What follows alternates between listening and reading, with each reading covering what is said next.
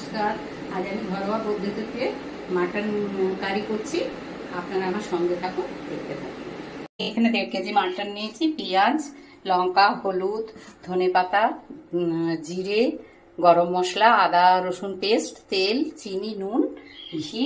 আর এপাশে হচ্ছে যে আলু নিয়েছি, টমেটো নিয়েছি, আর পেঁপে দিয়েছি যেন তাড়াতাড়ি সেদ্ধ হয়, খুব ভালো তার জন্য। আর ফোড়নের জন্য তেজপাতা, আর এখানে গরম মশলা, সাদা জিরে, একটু কাঁচা লঙ্কা। এবার চলুন কিভাবে রান্নাটা করি। প্রথমে আমি একটুখানি আলুটা ভেজে নেব, অল্প করে, বেশি ভাজাভুজি করব না, হালকা করে একটু আলুটা ভেজে নিলে একটু ভালো হয়। তার জন্য আমি আলুটাকে একটু ভাজা নিলাম, অল্পই ভাজবো, পেঁপে ভাজবো না, পেঁপে ভাজলে পেঁপে তেতো হয়, সেই জন্য একটু আলুটাই শুধু ভেজে নিলাম।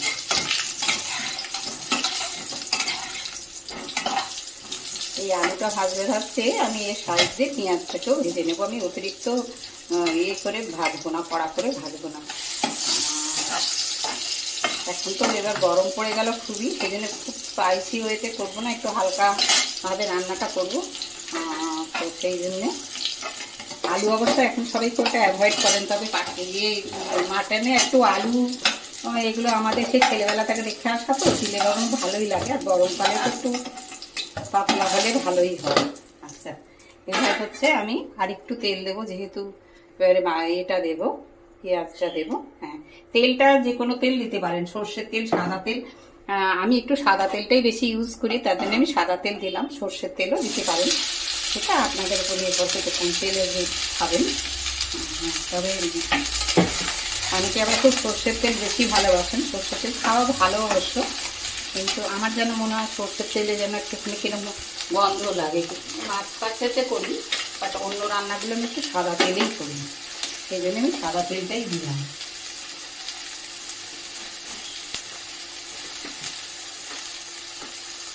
এরই এবার মাঝখানটায় আমি ফোড়ন কটা দিয়ে নিই।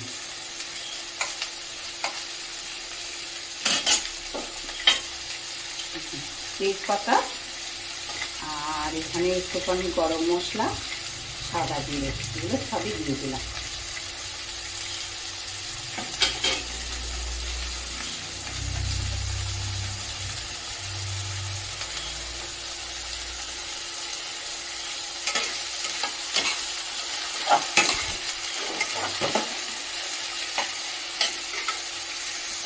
পেঁয়াজটা নরম হওয়ার জন্য আমি নুনটা দিয়ে দেব।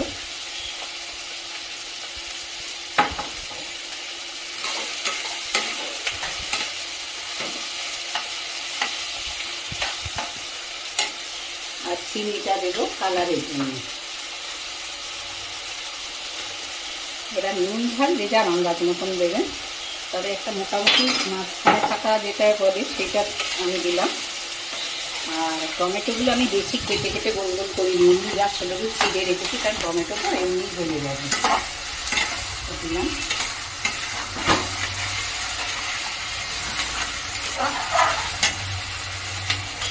এবার এর মধ্যে আমি আদা পেস্টটা দেব।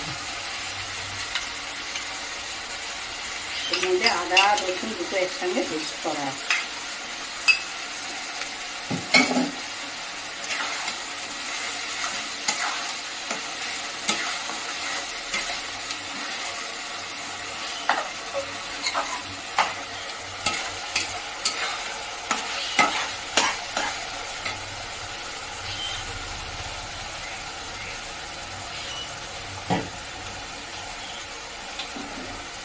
এবার আমি একটু জিরে দিলাম আন্দাজ মতো,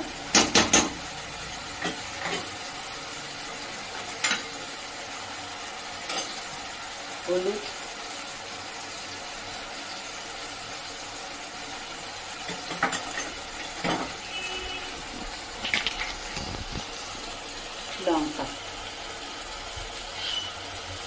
লঙ্কা একটু বেশি দিলাম, তো ঝাল ঝাল করবো বলে।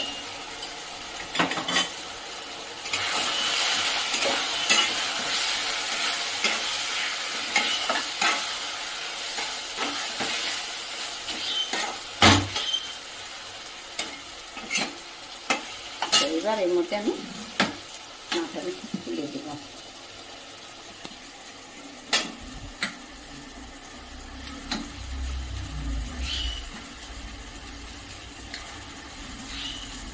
আমি তো এইভাবে রান্না করছি, আপনারা কীভাবে করেন। আর আমি সব রান্নাই চেষ্টা করি খুব সিম্পল ওয়েতে করতে, কারণ আমাদের সাধারণত এমনি অনেক রকম জিনিসপত্র দিয়ে করা, অনেক সময় মধ্যবিত্ততে সবসময় সব জিনিসটা হাতের কাছে থাকে না, সেটা করাও একটু চাপ হয়।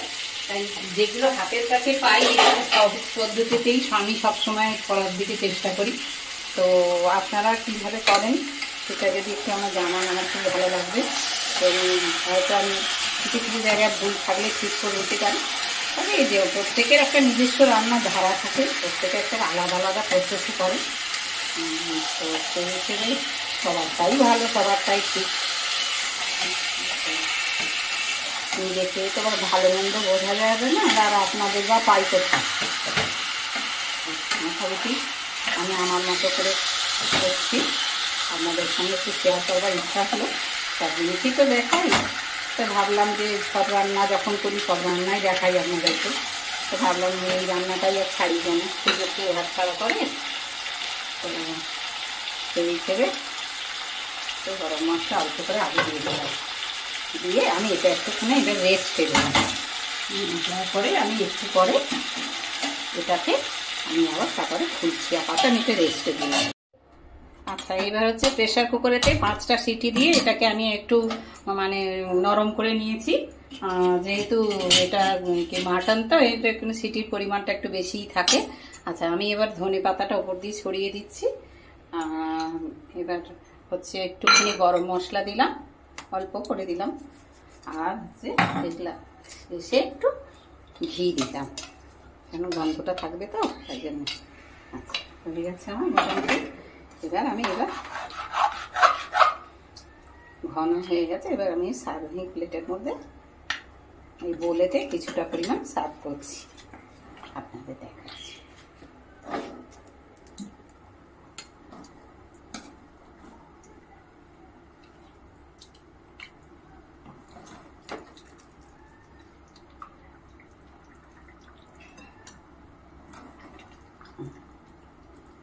অত্যন্ত অল্প সময়ের মধ্যে, এবং এটা অনেক ঝাল মশলাও কম দিয়ে করেছি।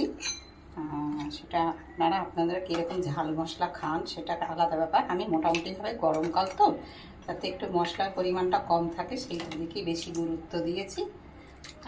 আজকে আমার ভিডিওটা এখানেই শেষ করব। তার আগে একটা কথা বলে নেব, লাইক শেয়ার সাবস্ক্রাইবটা কিন্তু মাথায় রাখতে হবে।